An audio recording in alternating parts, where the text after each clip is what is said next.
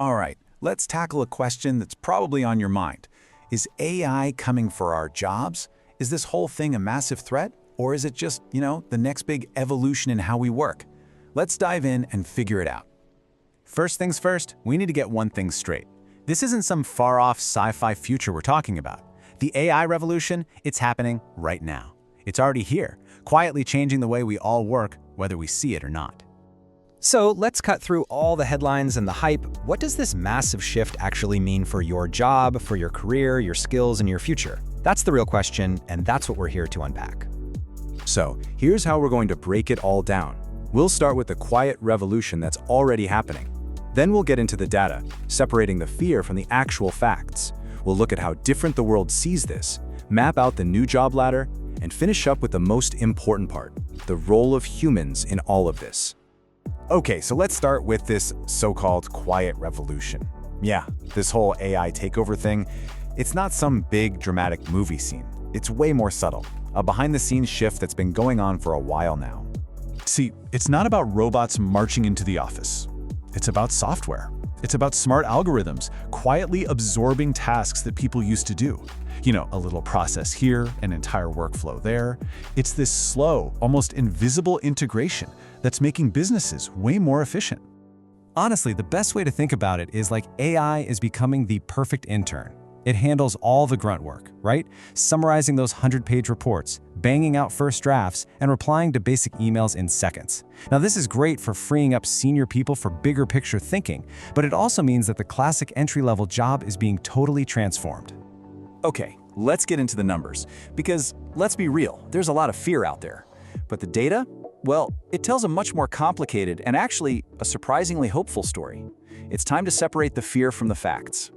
Projections show that by 2030, AI and all these new technologies could displace a staggering 92 million jobs. And yeah, that's a huge number. It's the one that keeps people up at night, and it's what fuels so much of the anxiety around this whole topic.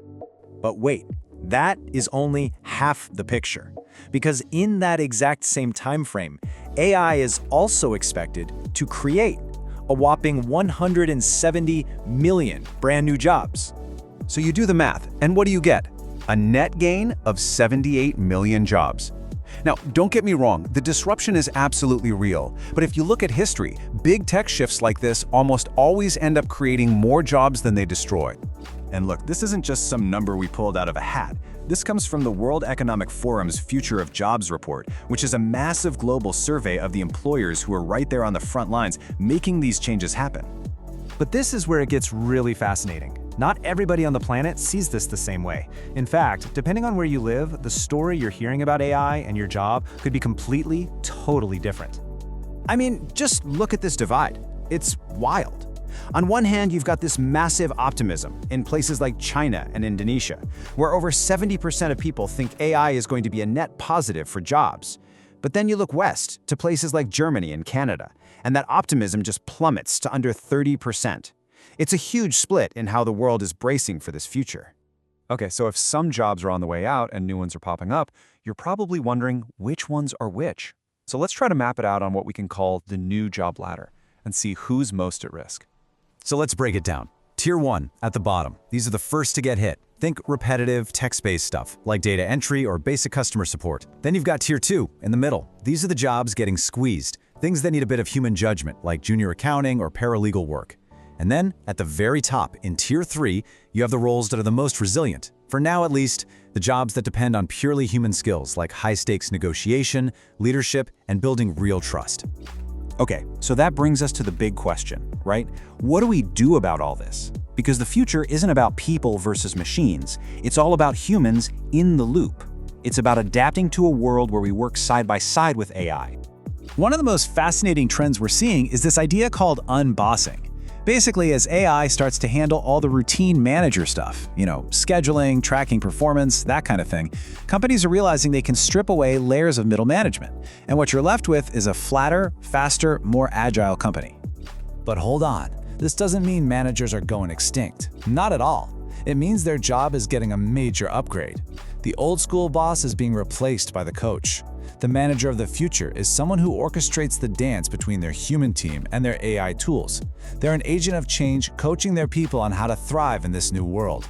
And this chart, it shows this skills reset perfectly. This data from McKinsey makes it crystal clear. The skills that AI can't touch, the ones with low exposure to automation, are the most human ones. Leadership, coaching, creative problem solving.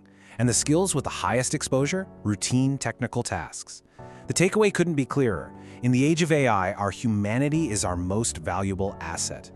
And the good news is, it looks like companies are getting the message.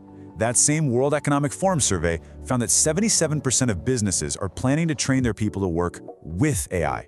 Meanwhile, only 41% are planning to downsize because of it. So the focus, overwhelmingly, is on augmenting people, not just replacing them. So, what's the real takeaway here? The bottom line is this. The question isn't, will AI take your job? The real question is, will you learn how to use AI before somebody else who will take your job does? The future belongs to the people who adapt.